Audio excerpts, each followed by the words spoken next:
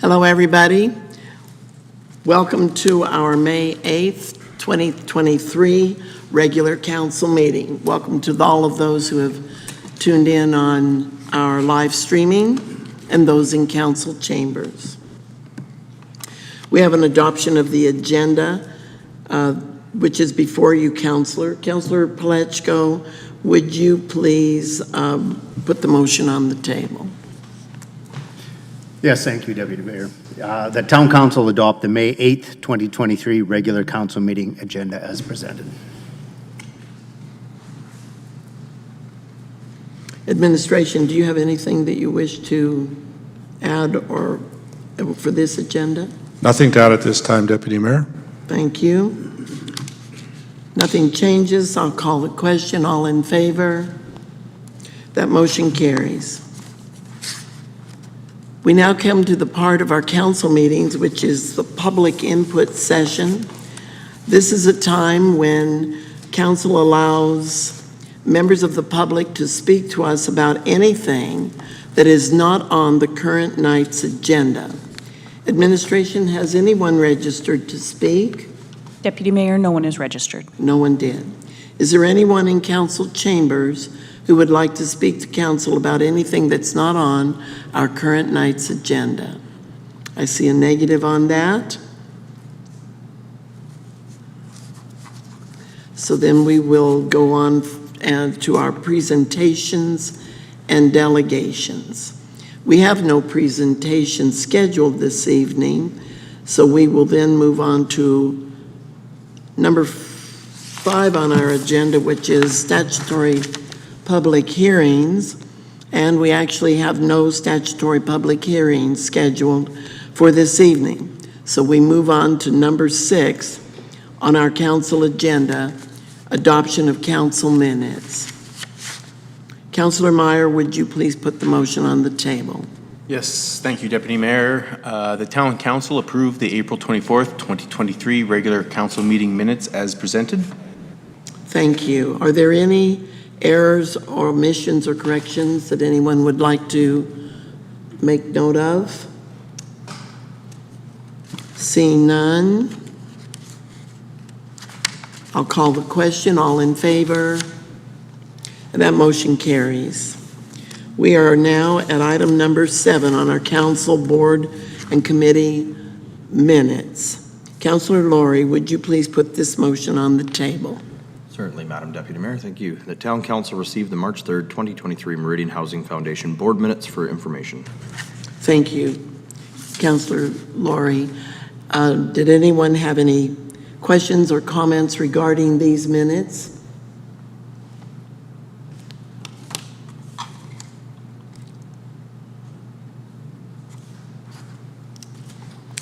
Okay, well, I see none, so I'll call the question. All in favor? That motion carries as well. We are all of a sudden at number 8 on our agenda, and we are at bylaws. We do have 2 bylaws on the schedule for this evening. The first is bylaw 2663 RC 23, the road closure bylaw, Brickyard Stage 5, second and third reading, to close a portion of Brickyard Drive. Administration, would you please proceed with your presentation on this matter?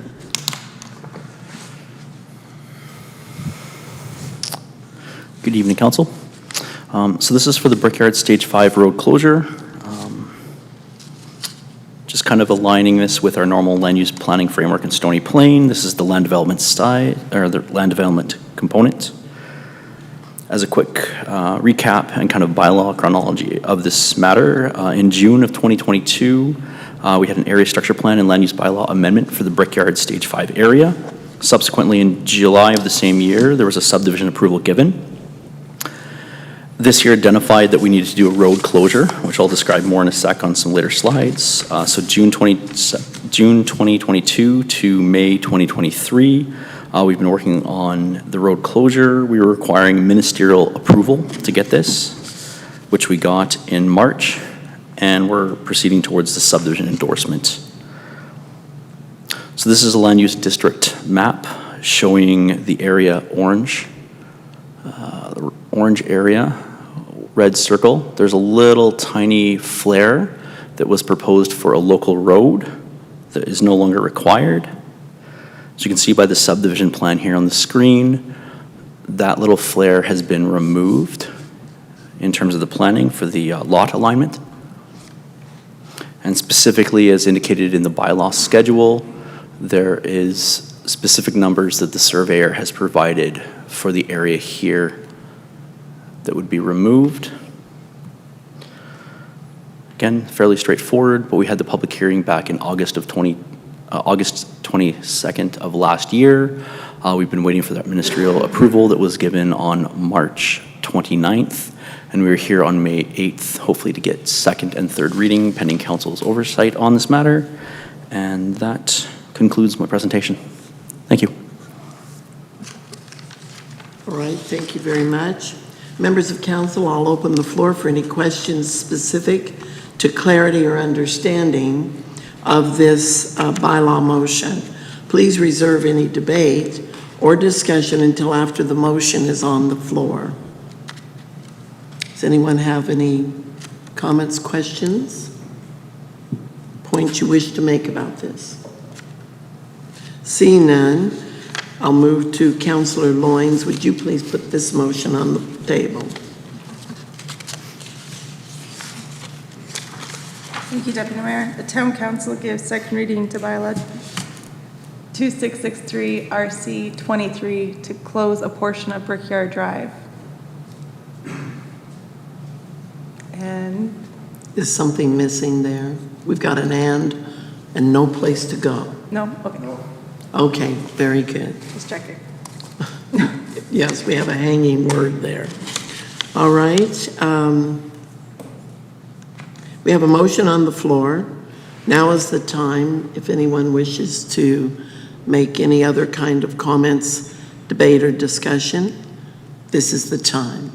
Does anyone on council have anything to raise before us this evening on that matter? All right. Seeing none, I'll call the question. All in favor of this motion? And that motion carries. You can tell there's an Oilers game this evening, can't you? We're moving on to third reading. Members of council, any questions specific to clarity or understanding on third reading of this motion, of this bylaw for road closure in Brickyard? Nothing? I see nothing. So, Councillor Palechko, would you please come forward with that motion for the table? Yes, thank you, Deputy Mayor. That Town Council give third reading to Bylaw 2663 RC 23. Thank you very much. So we're now at the point in our meeting with this where there could be any comments, questions, debate on this matter. Does anyone wish to raise any issue? Third reading on the Brickyard Road Closure Bylaw. Seeing none, I'll call the question. All in favor? And that motion carries. I hope I haven't gotten ahead of myself. All right, very good. Next, we have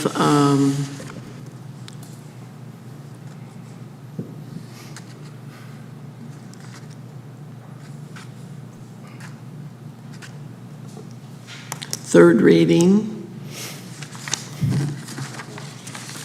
Sorry.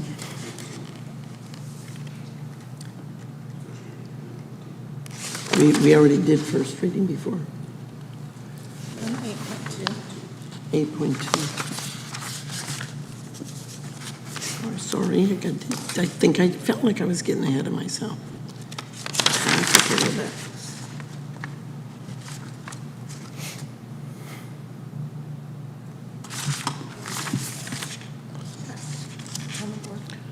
Okay, we are now at the Future Development District Land Use Bylaw Amendment, first reading. And Councillor Meyer, would you please come forward with this motion? Thank you, Deputy Mayor. Let me back up a moment. Is there anything that administration would like to speak to on this matter? Thank you, Madam Deputy Mayor. I believe we'll provide a bit of a presentation on item 8.2, a bylaw, first reading of a bylaw this evening. Okay. Thank you. So this is the first reading for bylaw 2675 LUO 23, Future Development District Land Use Bylaw. Again, similar to the first item that I presented today, the land use planning framework in Stony Plain. This is at the land development level. For some context with this, there's currently an operating concrete crushing operation on 11 Gertz Avenue. It was originally given a temporary permit to operate prior to a lot of the businesses that currently exist on Gertz Avenue. Given those additional businesses that have kind of sprung up and been developed around it, it's now somewhat incompatible with adjacent uses, and there have been some complaints received from neighboring businesses. So the intention of this item is to relocate that concrete crushing operation to a more suitable location. This here shows an aerial context map for a site just off of Golf Course Road. This is north of Boulder Boulevard where the two intersect. And you can kind of see it's a farmland area adjacent to, I guess the Model Flyer Club is nearby. The town snow dump site there, just to the northwest of the red cross-hatched area, is where the proposed site the applicant suggested for the relocation of the concrete crushing site. So just in terms of some context here, the site would be developed with one access and would have a kind of an in and an out for the concrete aggregate to be dropped off, crushed, and then taken off site.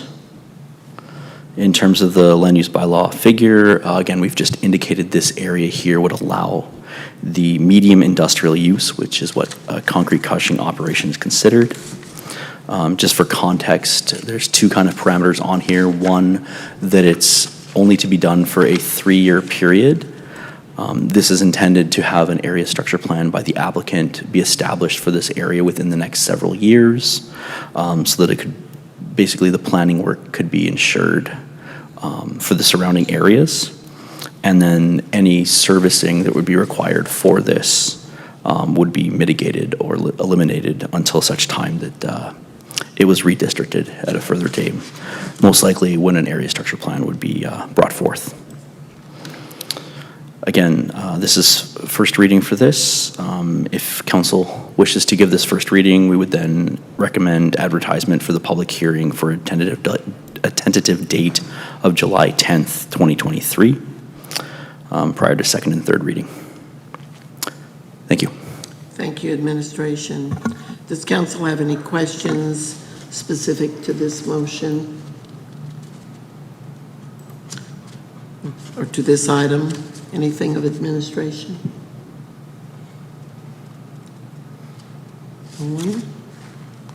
I do have a question.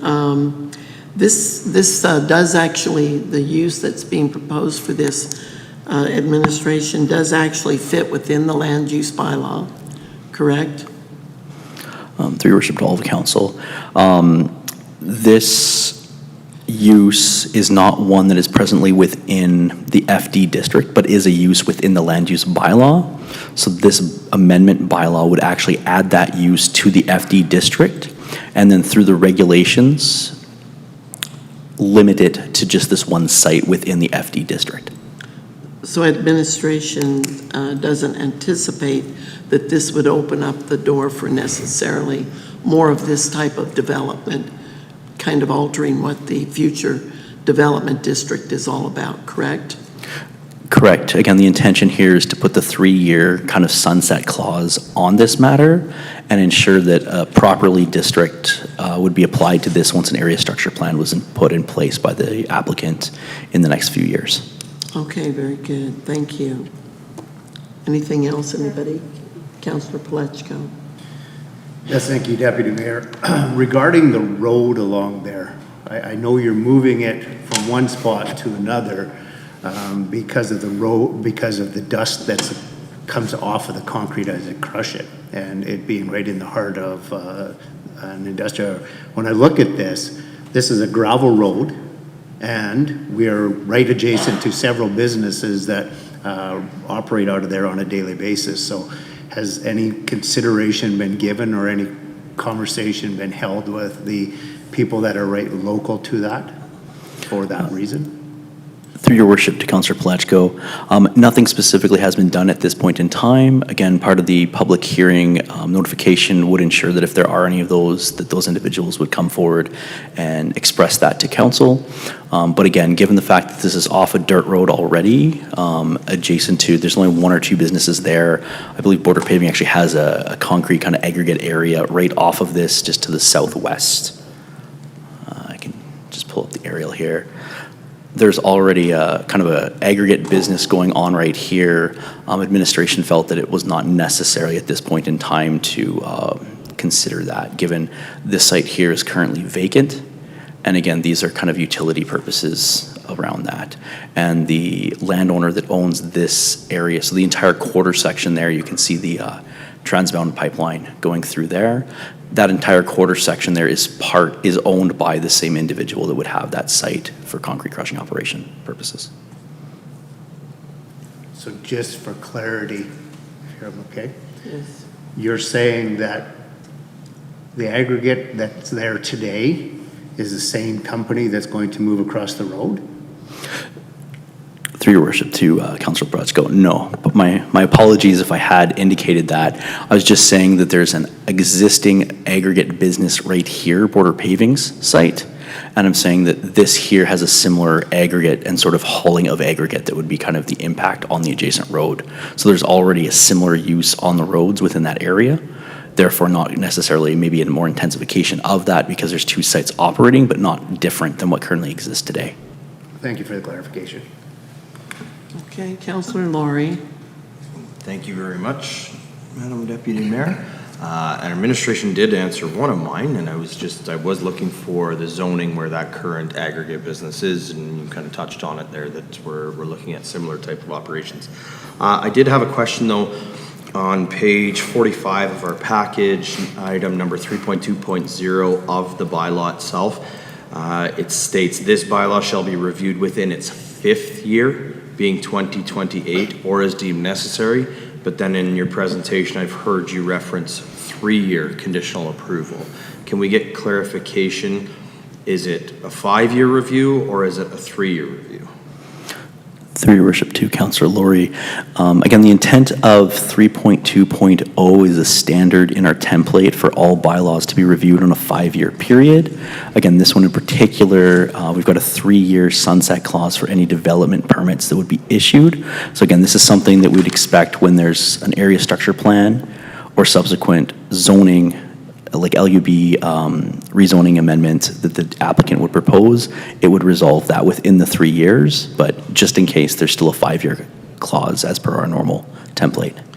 Okay, so again, just looking for clarity, under 2.2.0 on the prior page, under item 6B, it speaks to the development permit only being issued until December 31st, 2026, unless an area structure plan is approved for the subject area that supports medium industrial use. So, layman's terms, if between the point where this passes, December 31st, 2026, an ASP comes in, then that 3-year sunset clause disappears.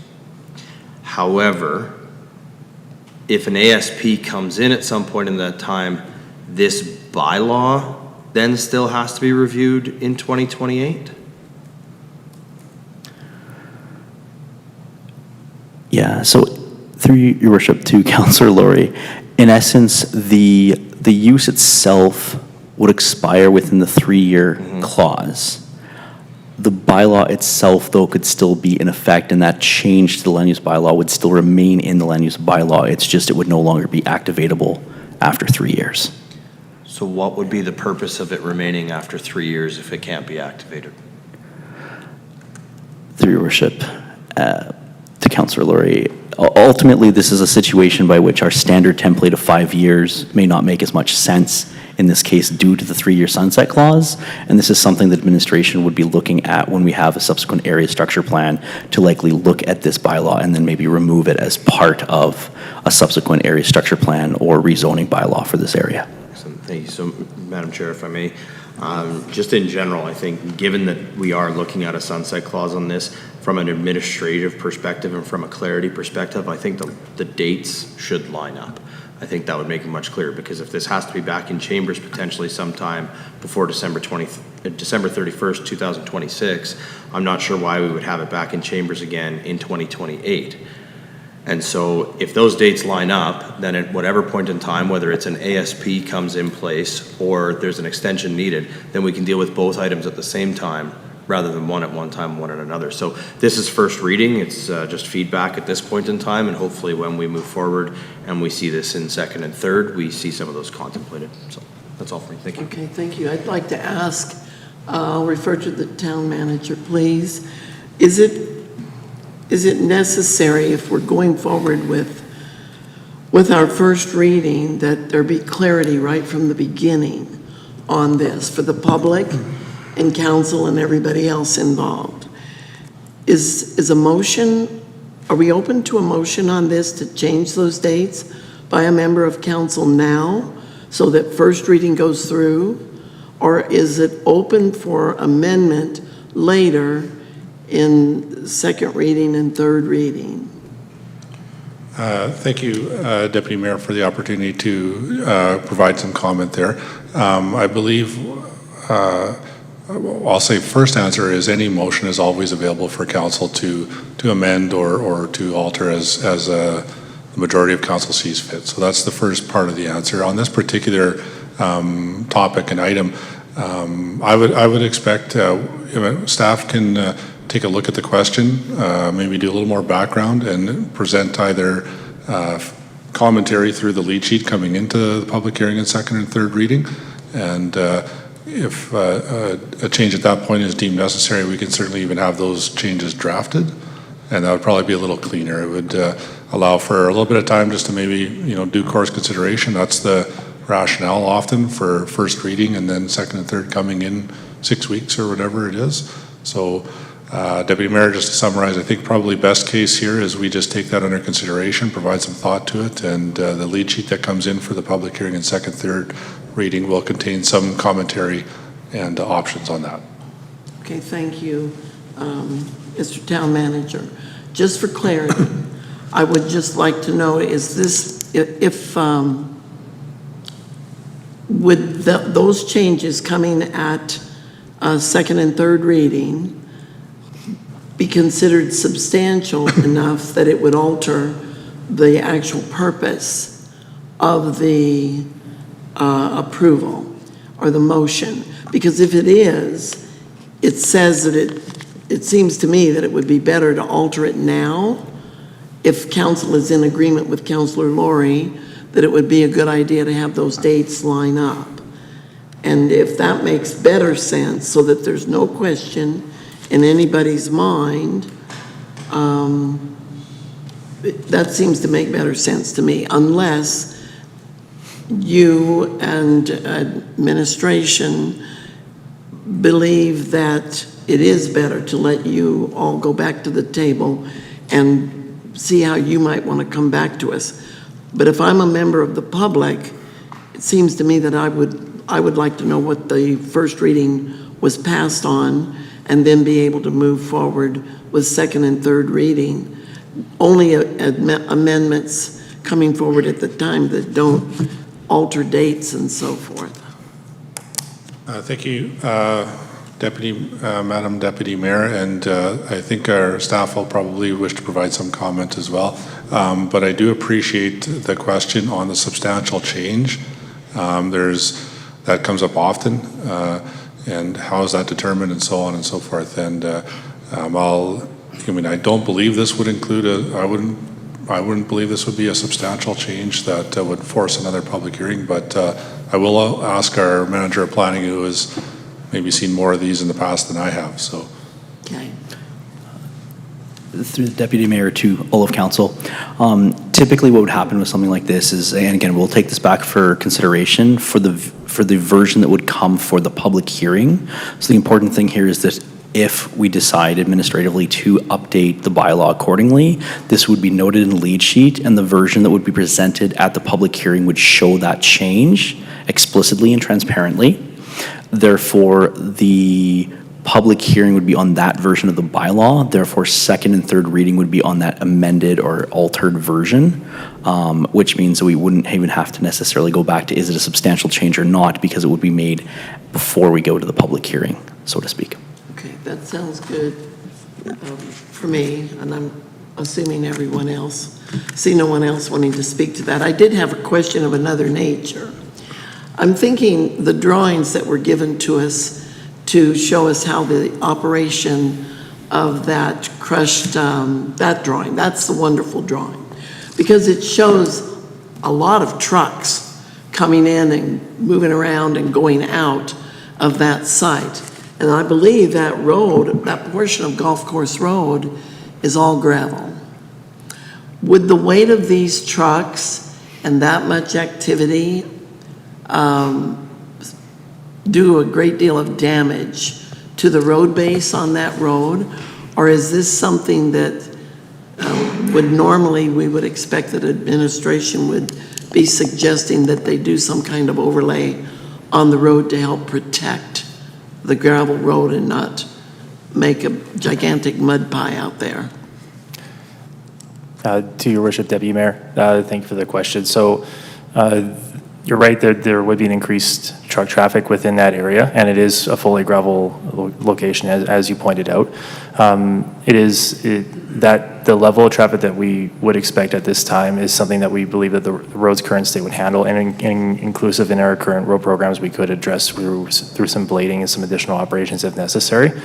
If as we monitor this, and part of the discussion with the developers to understand the use of this area long term, those are things that we would work in and put those observations in. However, at this time, for the purposes of this motion, we do believe that the state of the road and our current operations can meet and make sure that the site is serviced, as well as the other users that use that road would be serviced as well. Okay, very good. Anything else from council on that? Seeing nothing, then I would like to ask Councillor Meyer, would you please put this motion on the floor, on the table? Yes, thank you, Deputy Mayor. The Town Council give first reading to Bylaw 2675 LUO 23 to amend Land Use Bylaw 2671 LUO 23 and authorize administration to proceed with newspaper advertising and notification of a public hearing to be held on July 10th, 2023 for Bylaw 2675 LUO 23. Thank you, Councillor Meyer. Now the floor is open for debate or discussion. Does council have anything you wish to bring forward at this time on first reading for this future district development district land use bylaw amendment? Seeing none, I'll call the question. All in favor? And that motion carries. We're now at number 9, business items on our agenda. And this evening we have the Canadian Award for Financial Reporting, the good news portion of our council meeting. Administration, would you please proceed with your presentation? Thank you, Madam Chair. The town has received notice of successful achievement of the Canadian Award for Financial Reporting for the submitted 2021 annual report. This marks the 11th subsequent year the town's annual report has qualified for this award. The Government Finance Officers Association presents awards to qualified applicants who publish an easy, readable, and efficiently organized annual financial report, demonstrating transparency to residents. We want to take this time to thank all communications and finance staff that had part in another successful application. Thank you. Thank you. Council, The floor is open for any questions for clarity and understanding of the presentation by administration. Anybody have any comments, questions for clarity and understanding?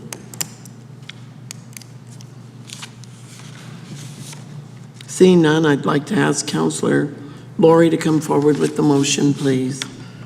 Thank you very much, Madam Deputy Mayor. I'll move the Town Council accept the Canadian Award for Financial Reporting for the Town of Stony Plain 2021 Annual Report. Thank you very much, Councillor Laurie. Now we are open for debate on the motion, if anybody dares to have any. Any comments? I'd like to make a comment. Over and over again, our administration's strategic services, this department for handling all the finances of the town, makes council extremely proud of the work that you do.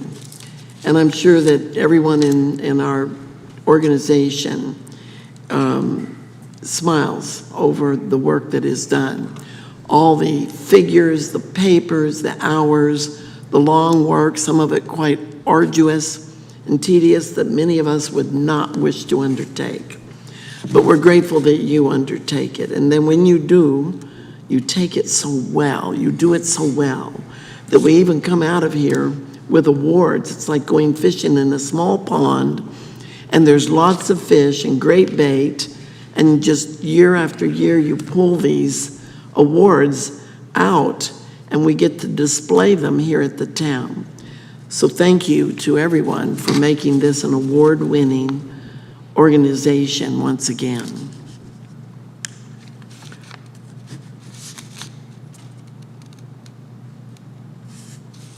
We're going to pass this motion, I suppose, because nobody's arguing against it. And then I would like to ask council to come down front and stand proudly with our financial services department. Seeing no questions, debate, I would call for the question on this motion. All in favor? Thank you. That passes, and we'll take a moment to come down front and stand with you.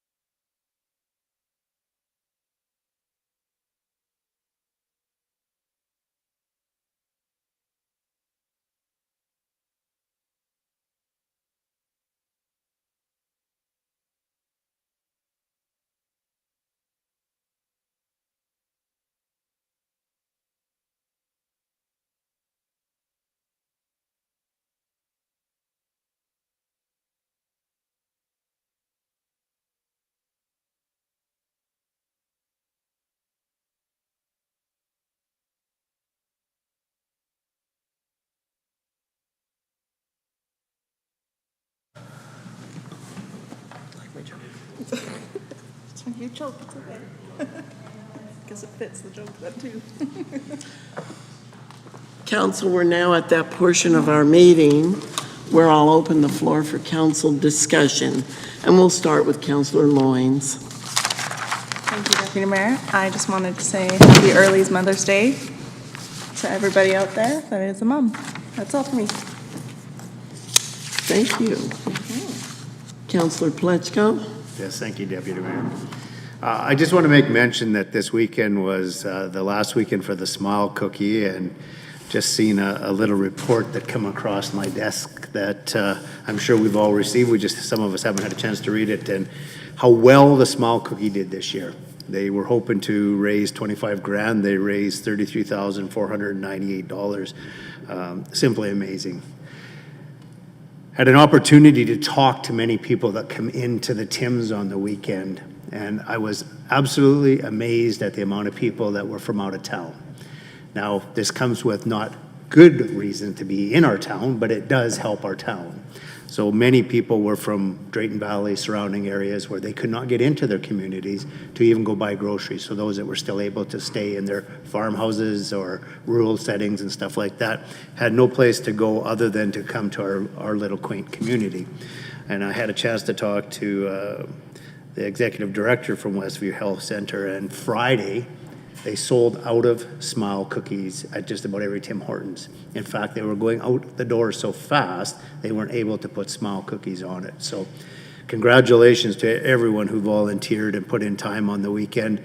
And, you know, a tremendous thank you to the people, obviously, from surrounding communities that come to support our communities, and our community being able to support them in a time of need. So I just wanted to make mention that it was a very trying time for a lot of people. There was a few tears shed at standing there talking to some of the elderly people about what was going on within their communities and areas. And, you know, I think this town has pulled together very, very well. And a special thanks to Carl for the special reports that you sent out. I think that was very, very obvious that it was a well thought out process that you had in place, and kudos to you and everybody that was surrounding you. I don't know how many people were, but I imagine you had a bit of a team. And just thanks to everybody that was able to come together and support those from out of our communities. Thank you, Councillor Pletchko. I appreciate that you give a shout out to our general manager, Carl Hill. You were up all night one night in the middle of all of this, maybe more than one night. But it's people like you who come together, volunteers. Councillor Laurie went out and was working through a good portion of the wee hours of the morning, just trying to help people because there was confusion with the message that went out from the province, directing people from Drayton Valley to follow a certain route because many of the highways were closed due to the fires, and to head towards Stony Plain, which deposited them here. And there was no setup for them, but people just came forward and made magic happen. So General Manager Hill, thank you so much, and to everyone. Councillor Meyer, would you like to contribute to the discussion tonight? Sure. Actually, I'd like to just take a moment to speak about a sensitive subject. So I went to a celebration of life this weekend, and one of the readings that I'm sure many people are familiar with from Ecclesiastes, A Time for Everything, a Season for All Activities. Anyhow, it reminded me about a month ago, 2 Edmonton police constables were murdered in the line of duty, Travis Jordan and Brett Ryan. Anyhow, in an outpouring of grief and sort of respect for those men's sacrifice, many in our community tied blue ribbons to poles throughout the community. And so it's, like I say, a bit of a sensitive subject, but with the thought of a time for everything, I would suggest that leaving these temporary tributes up to these gentlemen, there's a disservice to their memory by leaving them until they become unsightly. And so I'm not sure if there is a memorial, a permanent memorial plan for these gentlemen, but I would, like I say, suggest that maybe it is time to take those ribbons down before they dishonor their memory by just becoming unsightly. So I know some people in the community, I see some ribbons are still tended to and are quite still attached, while others seem to be just kind of blowing in the wind. So I'm not sure if administration could go about taking those down, but I think we do a dishonor by just leaving them up continuously. Thank you very much for bringing that forward. Is it appropriate, Mr. Town Manager, for admin to respond to that? Certainly, Madam Deputy Mayor, I'd appreciate being able to respond to that. And I think, as the council member mentioned, a bit of a sensitive topic in times of challenge like that, when people are lost in the community. there are often memorials of various sorts are put up. We saw some during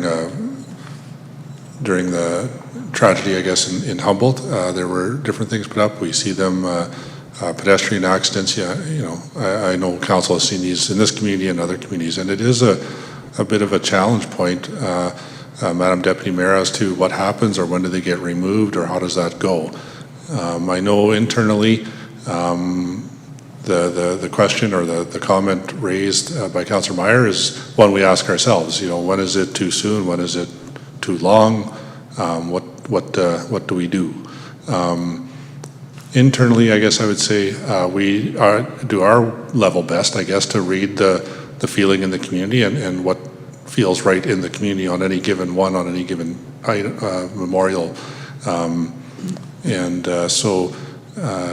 Madam Deputy Mayor, I guess what I'm saying is I don't know if it's a challenging topic, but it's a real topic. We want to make sure that we honor those that are lost in whichever way, but also honoring them by ensuring that those memorials are not, you know, seen to be unsightly or take away from that memory. So what I can say, Madam Deputy Mayor, we can certainly have staff take a look around the community, see. I know I've seen them in different places, and what I would say is after we take a look, we can attend to them in a manner that we would say is befitting, which in all likelihood will require removing them in, I would say, rather short order, unless there is something of more significance that's put somewhere else or what have you. Then we tend to try to contact families and find out how they feel about it and so on. But we can commit to taking a look and removing those that are becoming unsightly. Some sometimes aren't as quick as the other. Madam Deputy Mayor, I'll stop there. Again, sensitive topic, but appreciate it being brought forward. Thank you for that. And thank you, Councillor Meyer, for bringing that up. You handled that sensitive subject quite well. Councillor Laurie. Thank you, Madam Deputy Mayor, and I'll start by echoing Councillor Palecho's comments in regards to the Smile Cookie campaign. Again, this was actually a pivot from previous years. I think it used to get done in September, and so they moved it to May this year. I wasn't sure what to expect with that, and the community, by and large, responded well. And I think Councillor Loynes did the quick math, and it was over 22,000 cookies, I believe that is. So that's a fantastic response in our area for Westview. Allows them to buy some incredible pieces of equipment that are going to go towards better care to those in our region as they use that facility. So it was great to see all the council participating in that and all the community volunteers. I believe they said they had over 90 community volunteers over that course of that week. And I can tell you, if you ever want to break a sweat, yeah, you talk about busy. Holy, the shift that we did, Councillor Loynes and I did together, I don't think we stopped moving for the 2 hours we were there, and I'm sure we pumped through quite a few hundreds of cookies. So it was great to see the response to that. Again, I'll echo as well some of the comments we heard. I just want to thank, in particular, a lot of our local businesses, as well as GM Hill, for the response that we had to the evacuation of Drayton Valley, which was the major event that we had seen. But, you know, just to give a little bit of a broader picture, we had Drayton Valley, Brazeau County, Parkland County, Entwistle, Evansburg, Edson, and Yellowhead County, all at some point in time over the last several days have experienced evacuations. And even if some of those evacuations told them to go west, many of those people actually still came east into Stony Plain and the Stony Plain area. Our hotels have been full for days. Our restaurants have been busy, all of our established businesses. And then I believe it was just yesterday or just today, the TLC has stepped up as well and offered the facility to evacuees to use while they are displaced from their homes. So, you know, just a huge thanks to the local businesses, in particular the 24-hour businesses and establishments that we had. We even had one establishment that was supposed to actually physically close and lock their doors at a certain point in time, but when they realized what was happening and how many people were coming, they went against policy to keep their doors open so that people had a washroom at least to go in, or they had somewhere to buy a drink or something like that as their families arrived here in the middle of the night after going through something very traumatic. You know, I feel that there was maybe a little bit of a miss with the province in the way that it came out and the way that it was worded to head towards Stony Plain and then not even have a plan in place for a bit of a staging area within the community. I think certainly is a lesson to be learned, and I'm sure at some point in time there'll be a debrief on that we can talk about that a little bit more. I do want to give a huge commendation, though, to our emergency services and in particular our fire department. Throughout this entire emergency, our fire department, although are not necessarily on the front lines of the wildfires, have been providing a tremendous amount of support to the departments that are. If I'm understanding correct, and the GM can correct me if I'm wrong, but both Spruce Grove and Stony Plain fire departments have essentially been covering almost the entirety of Parkland County during the course of time while these wildfires are being fought. I think there was an email came out that showed us some statistics about the number of calls our fire department has attended in the last 7 days, which is a massive amount, and our crews have essentially been going all out. And remembering the fact that a majority of our fire department are paid on call, which is what was formerly known as volunteers. These people have likely other jobs and other commitments that they are responsible for. Not only that, but then our fire department also went through something that has thankfully become less and less common, but is nonetheless a very hard event to go through, where they were on scene with Spruce Grove Fire in an unfortunate fatal fire in the city of Spruce Grove. That is incredibly hard on first responders, and to have to go through that in a time like this where they are already under an immense amount of stress and amount of pressure, I definitely need to make sure that our fire department knows that they have our full support and our full thanks for the job that they do and everything that they put forward to our community, because it truly is sometimes a thankless job, and they put themselves through a lot to do that for us. So a huge thank you to them. Lastly, Madam Deputy Mayor, is just a reminder to everybody not to be fooled by the weather that we've seen yesterday and today. The situation that we're facing within not only this area, but the majority of the province is still a very sensitive one in regards to wildfires.